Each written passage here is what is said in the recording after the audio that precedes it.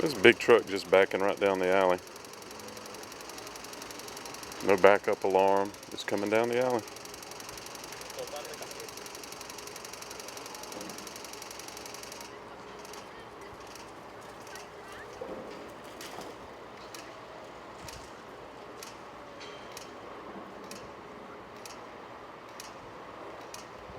I guess he's just going back out into the street. So he's got to go between those two posts if he's coming to the street. Surely he's not.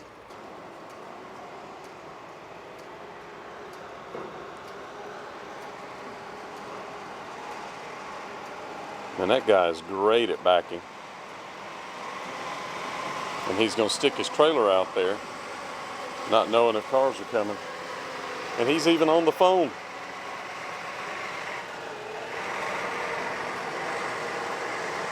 Wow. That's a guy who knows how to drive that rig.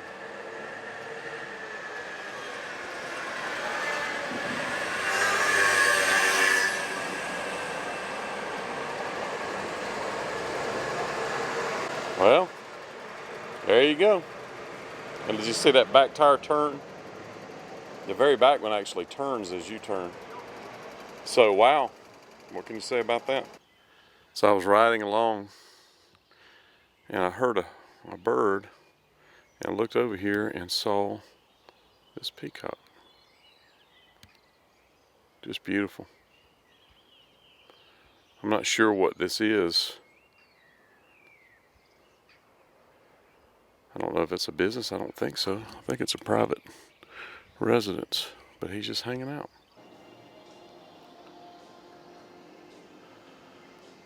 So evidently her husband bikes like on these things. That right there says the Champs-Élysées when they were biking there. So friends, this is interesting. They still have the walls. It says linen fabric, Brill and Verster, and they still have the facade or the facade of this building. But if you look in here, they have a pond. And if you saw a previous video that I have already done, of course I hadn't done any of them yet because I'm still here in Europe, but you will see that we played at the FNR. I flew over this with the Glory.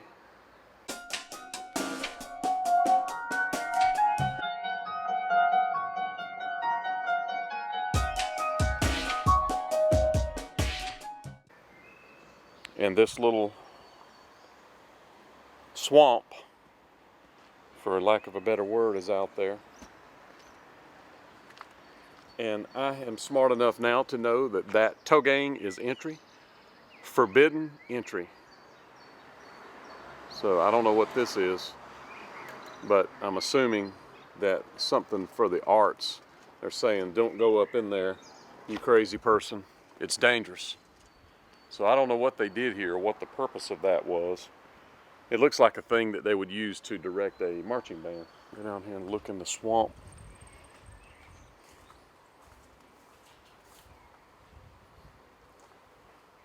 So this is literally, I don't see any snakes. Do they have snakes in Holland? I don't know the answer to that question. Oh, they have this where you can look at the water going by.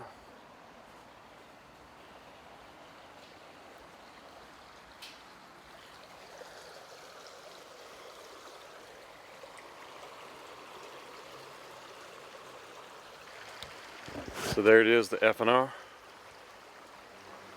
And the student hotel, which is beside the train station. I like that it sticks up that high so I can see how to get back to my hotel, which is real close to the train station. But when I was playing at the FNR, I had no idea.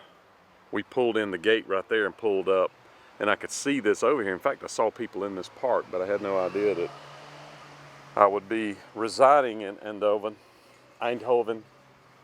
for any period of time. But indeed, I have been.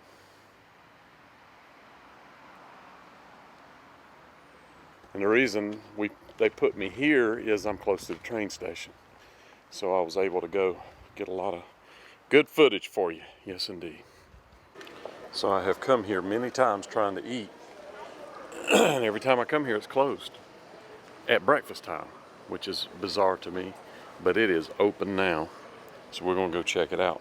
And this, I guess this is an arrow to point you in there. That's what it looks like. So I'm going to create my own delicious waffle. Waffleicious. Stay tuned. From Nashville, Tennessee, Nice. USA. Nice, Yeah. Nice. Just visiting or? Filming for YouTube. Oh, great. Yes. Awesome. And what is your name? My name is Yama. Yama? Yes. And so this is Waffleicious. Exactly. And yeah. I've been excited. I saw it the first day I was here, but I had already eaten. Okay. Every day I've come since then, it's not been open. Y'all don't open for breakfast. Oh, okay. We open at 11. So see, I did not know. So you open for lunch, really? Exactly, yeah. Okay, so you have a system right here. Exactly. So we have two types of waffles. The Waffleicious is like, for dining in, like on the picture. The Bubblicious, it's called a Hong Kong bubble waffle. Okay. So it's a global trend right now, going everywhere. We call it Bubblicious because the brand name or company name is Waffleicious. Right. So you choose your waffle, then you have 4 steps you go through. First you choose your spread, then you can choose your fruits, toppings, all these chocolates, and last step is ice cream. All those are up charges, but you have a special deal. You have a €9.50 deal. Exactly. Okay. So in $9.50 you have that you can get a hot drink or whatever. Exactly. All right. So this is easy for me. Waffleicious, chocolate, strawberries. Any other fruits? Nope. No other Just fruits. Strawberries. And then chocolate ice cream. Chocolate ice cream. Let me check. And I think, whipped cream. Would you like a little? Can I do a little? Sure. Okay. And my name is Spa Guy. Spa Guy. Spa. God. That couldn't be any more perfect. That's awesome. Thank you. Thank you. Any drinks for you? Yes, I would like a coffee. Coffee. Yep. Sure. All right. All right. This Looking is forward to it. Yeah. Thank you. Have a seat. Yes, sir. I'll definitely check your YouTube channel. Yes, absolutely. Please do. So, friends, you see they have all these different toppings and all these things and fresh fruit and all that kind of stuff. It's very neat. And where you find this in Eindhoven is the train station, I should say, is right straight over there. There's a casino right here on the corner. What's the name of this casino on the corner? Pardon? What's the name of the casino right here? Royal Casino or Play Casino? I don't know. I just know casino. I'm going to have to look. So there's a casino. I want to give you some points so you know how to come here.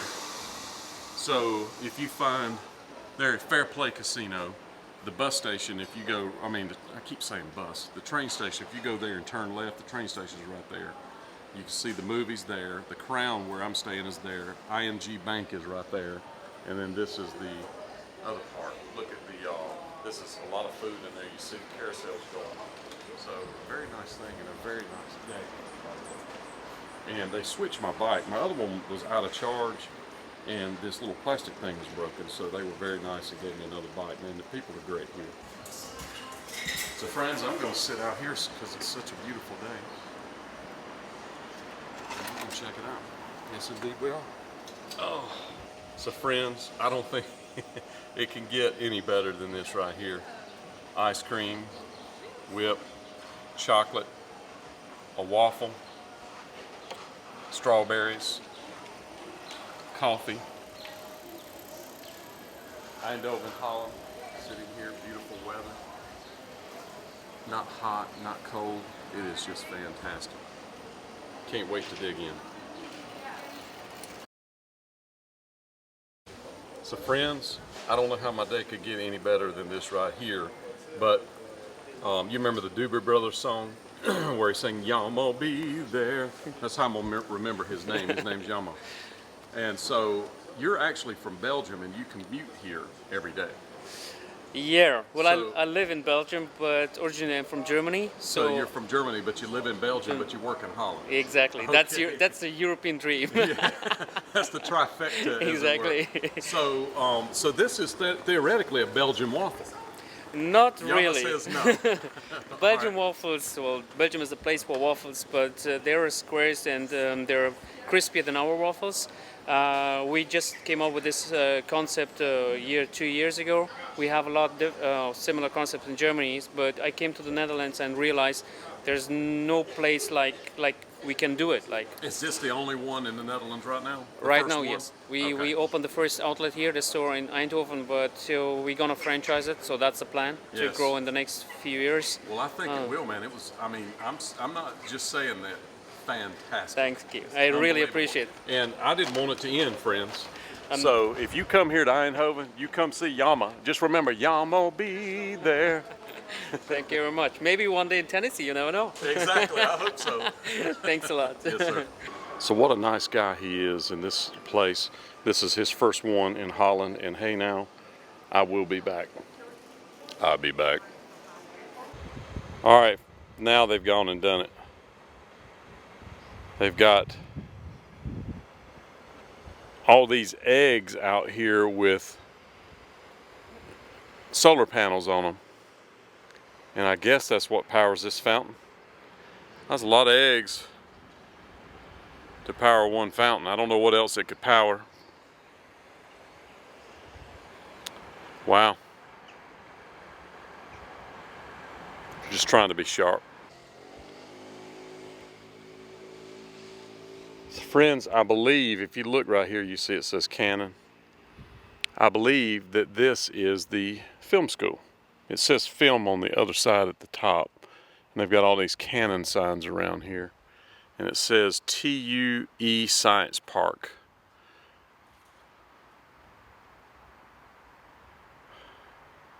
Limbo pad. So this right here, when you're in limbo, hanging out, they have a pad for you right there, over here. And what is this crazy looking thing? Let's go see what that is.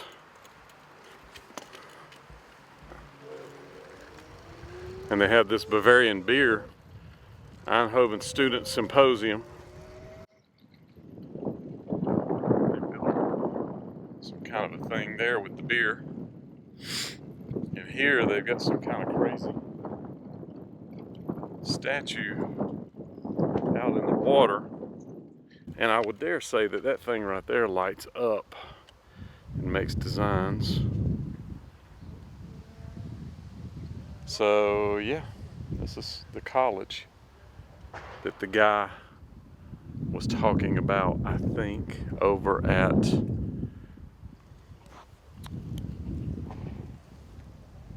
America Today, I think was what it was called.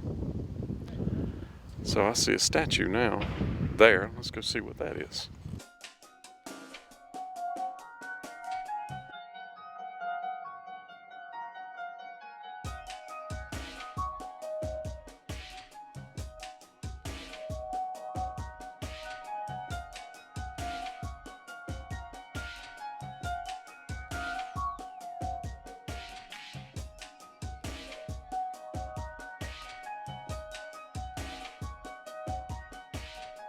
Friends, meet Dan. The reason I know he's Dan is he's dapper. Quite dapper, in fact. So it's got to be Dan. So friends, this is going to be one of those places where I have to stop and ask why.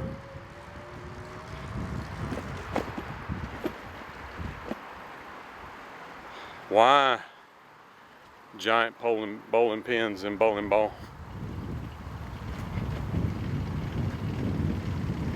I guess the fact that we're close to the college would be one reason why.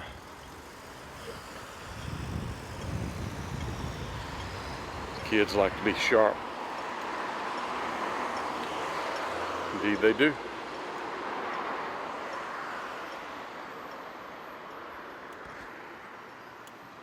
Where we were staying before is Sonnenbrugel. And as you can see from that sign, it is that way, La Sonnerie. One more thing is, when somebody says, "Where are you?" and you go, "I'm here," this right here is where you actually are.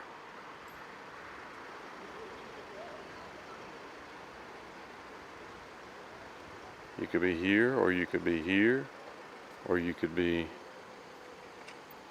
here.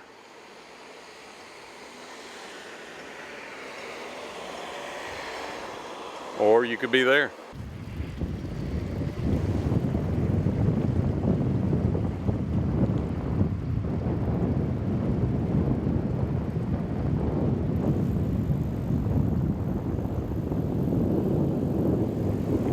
Looks like you can use a silly walk. This is the silly walk tunnel.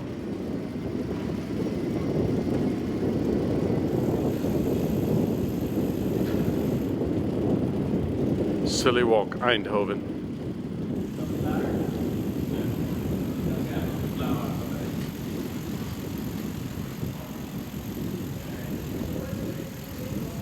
Silly walk is that way.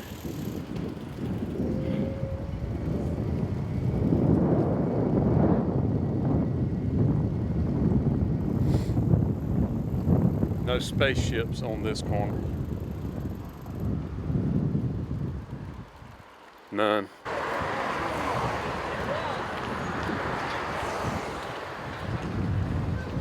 Is this a wedding?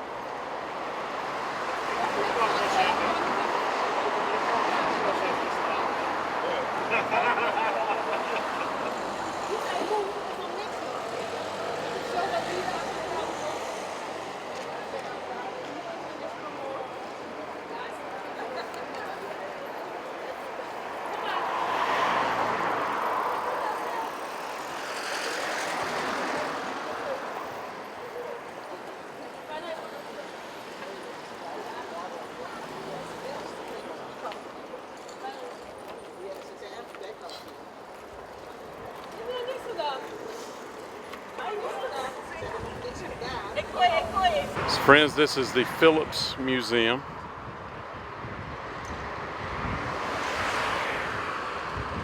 And they claim to build the light bulb here first. We'll have to dig into that a little bit.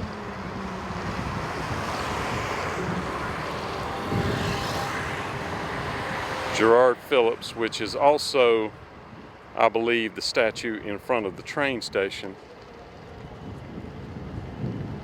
So this building may be the actual building. Let's see if we can get in and film. Stay tuned. So this is in Eindhoven, Holland. Eindhoven. Say in 1891, Gerard Philips in the quest for a light bulb is what I think that says.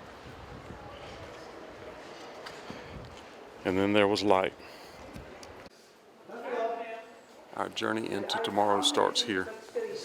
I bet you came by bike. The introductory letter, 1895, brought about the establishment of Philips in South Africa. And it even mentions Eindhoven, Holland, where we're at. So I think this is the same Philips, friends, that you see the TVs and all that kind of stuff. We're going to try to narrow that down and be sure.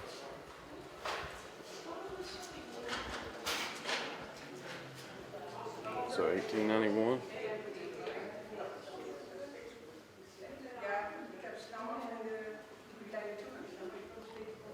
So he got a patent.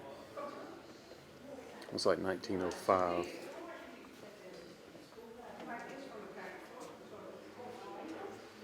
That looks like the Edison style. You know that on a light bulb, this style, the style that we use today, is called the Edison socket.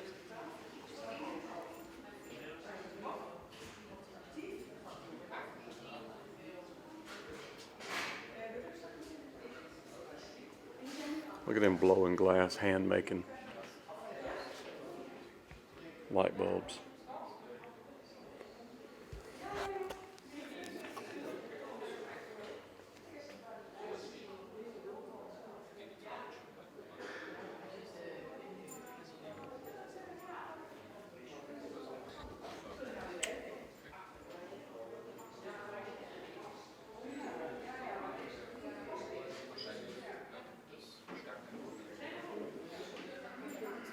Philips radio. The sale of the millionth one in 1932. So Philips was doing basically the same thing Edison was, but he was doing it in Europe. Allies bombed Philips factories during the Nazi occupation. So factories got bombed right around where we're at. Is this the building that we're in right there with that smokestack? So in 1946, they were doing experimental television broadcasts from Eindhoven. So this is where television started in Europe. This was very close to the same time that television started. I know the Baird was made, seems like the Baird off the top of my head was in the late 30s. My granddaddy had one. So yes, indeed, this is Philips televisions. I did not realize that that was a Dutch company. I bet a lot of us didn't. That is a Dutch company, founded here in Eindhoven. So by 1973, he had 400,000 employees in 40 countries, and they developed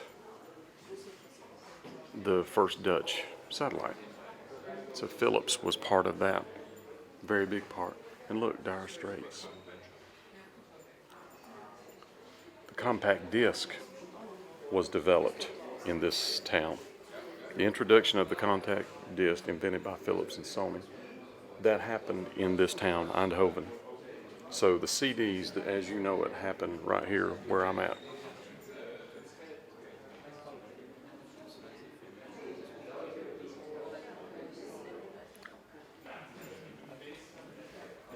Ultrasound added to diagnostic imaging portfolio so they bought a U.S. company that was doing ultrasound. The head offices left Eindhoven and moved to Amsterdam.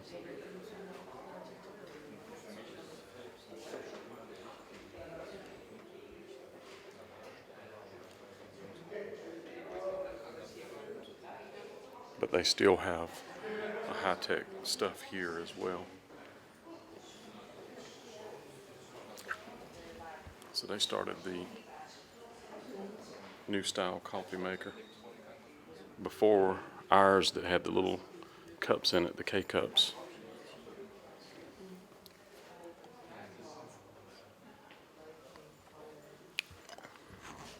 They invented the 3D scanner. I have a Philips TV and really love it, and have had them over the years. MRI, introduced from Philips. LED bulbs. Empire State Building LEDs, all from Philips. Incredible what happened here, friends. If you see something, say something. This is the first one I've seen in Holland. Saw them all over Paris.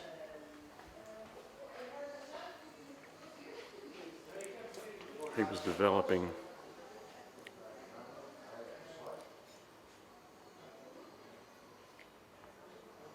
X-rays. So it says the 19th century is an age of spectacular discovery that will radically change life forever.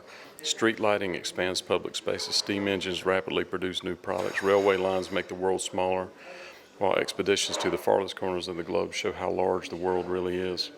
It is an era of great world exhibitions that show off the latest technological developments. The first automobile, telephone, incandescent lamp are displayed there. Major construction projects like the Eiffel Tower and the Statue of Liberty symbolize the power of industrial progress. There's a confident belief in a glooming future in which the advance of technology will dramatically improve people's lives. Countless scientists, inventors, and traders try to lead the way into these developments to outdo one another. It is also, therefore, an era of tremendous competition. Who will be the first to successfully market all these new inventions? Who will be able to ensure that these products are produced so cheaply that anyone can afford them? These are the conditions in which Gerard and Anton Phillips appear on the scene, determined to make the production of incandescent lamps a worldwide success. So there's the Statue of Liberty head in Paris in the park before it went to America. World's first automobile. So it's, well, what I was going to say is it's funny that here they say they were first. In America we say we were first. So I wonder what's really true.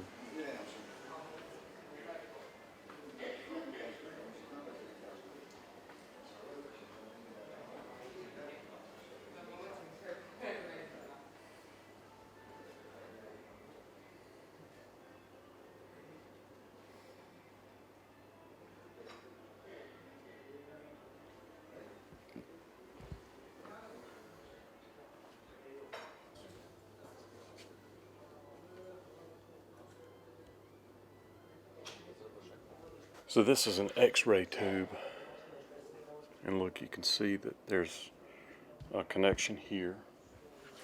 It looks like they put a gas in there with a connection. You can see there's a wire running through it.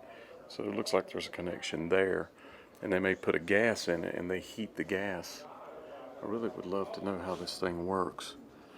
That looks like they were putting air in there too, like there's a tube there. Maybe they were forcing air to hit a gas with the electricity in there, and that's what created the X-ray. This is a radio tube. Now it's unusual. It has the threads on both ends. Most radio tubes I see have prongs and you just put it in. But that is just like an Edison thread. Now it's smaller, but it's still what Edison used. That's a television tube, 1951 Philips television. And my granddaddy he owned a radio and television shop, and he worked on tube radios and tube TVs. So I've seen these many times. I'll tell you a funny story. When I was a kid, I'd put a magnet on the screen, and it would make funny colors. Well, I kept doing it and ended up ruining the tube in my granddaddy's favorite television. And he got mad at me, but he didn't give me a whooping. He just fixed it. And this was the father of the Phillips boys, and they were already wealthy. He gave them 100,000 guilders to start the company. So that really helped to have somebody that could do that. This is the oldest son and the youngest son. These are the two guys that started it all. This looks like a corporation where they publicly traded the company and used it to, this is shareholders certificate. And they used that to fund the company. And it's saying the first factory. That looks like this building, that stack right there. So I think we're getting ready to see it. Stay tuned. And one of the necessary parts of manufacturing light bulbs is you have to have electricity. This looks very similar to the Edison generator. And this is them. Those are, I promise you that those right there, Edison got a patent on. Interesting. Then this right here tested the glass. This is them putting filaments together. And that's blowing the glass. And the shape. That's filament material. They also put cotton inside of them. And then cotton was part of the process. I think it burns out after they fill them. And then look at all those light bulbs stacked up back there. Very interesting. 1897 carbon filament. Now I'm going to give you a clue. Edison did not use carbon for his first filament. Can anybody tell me what he did use? Love these old Philips radios and TVs. So cool. I remember TVs like this, friends. Little Philips son. And radios.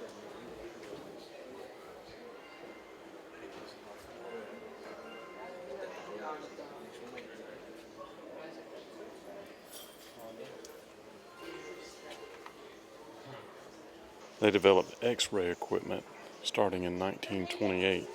So this would be an X-ray machine. You can see it's on that child.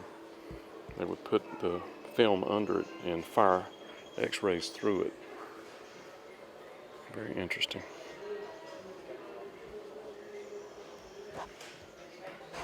Look at this projector. Wow, that thing is huge. Big old rolls of film, and they would go inside here. Very cool.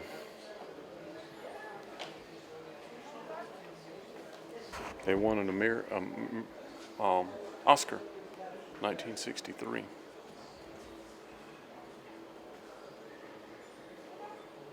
For this projector. Little miniature projectors. I guess these are what you would call salesman samples. Very cool. There's the real thing. So what they're showing here, friends, is all the Philips developments. Look, coffee maker, iron, all kinds of cooking utensils, toaster, cassette player. Philips Travel. Is that a travel coffee pot? We had the idea for these cassettes would be produced in the billions. So they invented the cassette recorder. I wonder if Philips is actually the inventor of the cassette. We'll have to dig into it, won't we? They created all these things. I had a Philips camcorder. VCR. Oh, that's a lot of stuff. CD player, of course.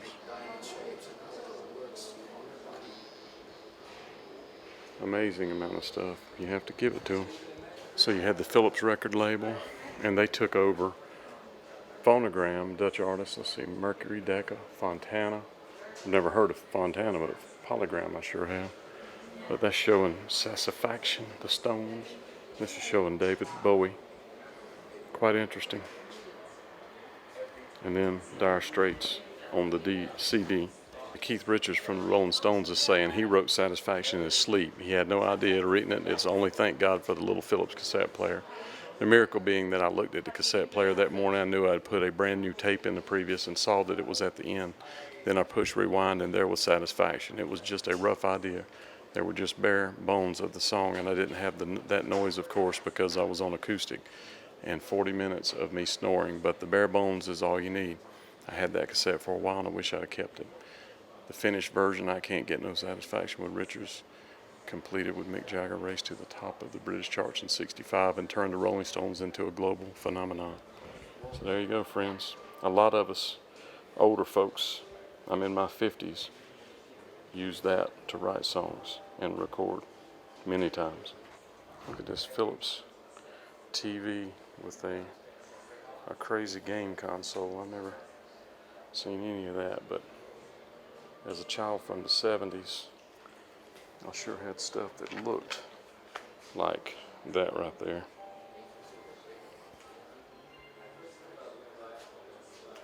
Many times, and that. And they're saying they developed that ability as well. Looks like Philips developed a defib machine too, the portable one. They've done some amazing stuff, no doubt. I'm a fan.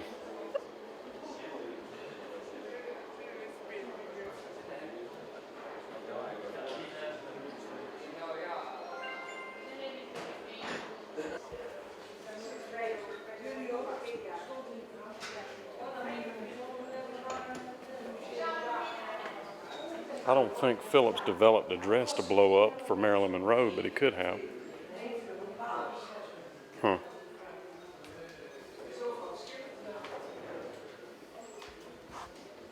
What we need are people with imagination. And Top Phillips.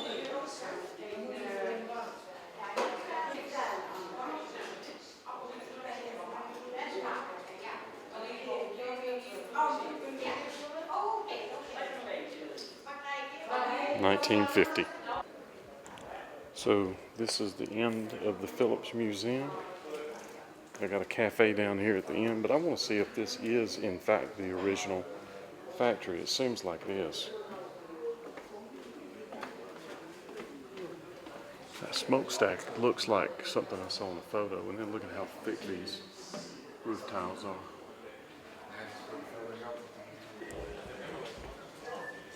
This is even more Phillips stuff. Look at this telephone. Wow, I have never seen anything like that. Now I have an oscilloscope like this. My granddaddy had one. And a tape player like that. This cabinet's full of things that are, they're saying plus or minus 500 years from the birth of Christ. 1,000 years. Wow, oil lamps. Quite a collection.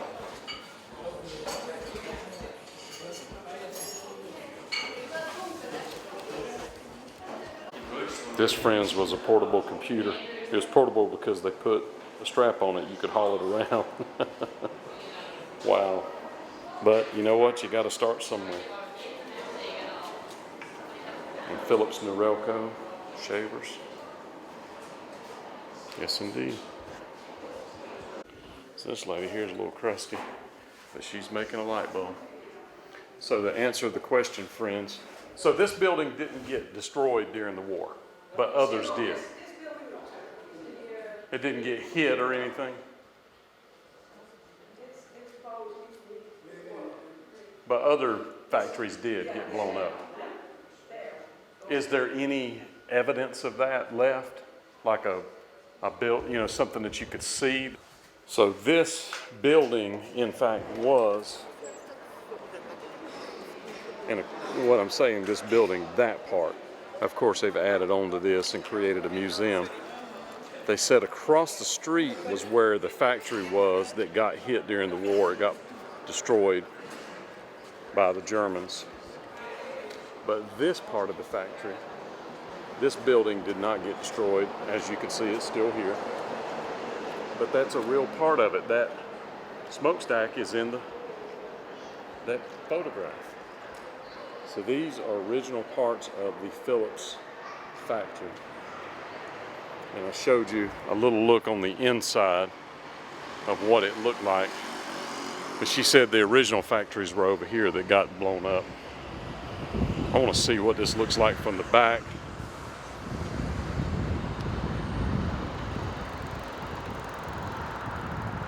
Oh, when we're there, inside the cafe, you're right by that. So this is where that photograph was taken, right by this.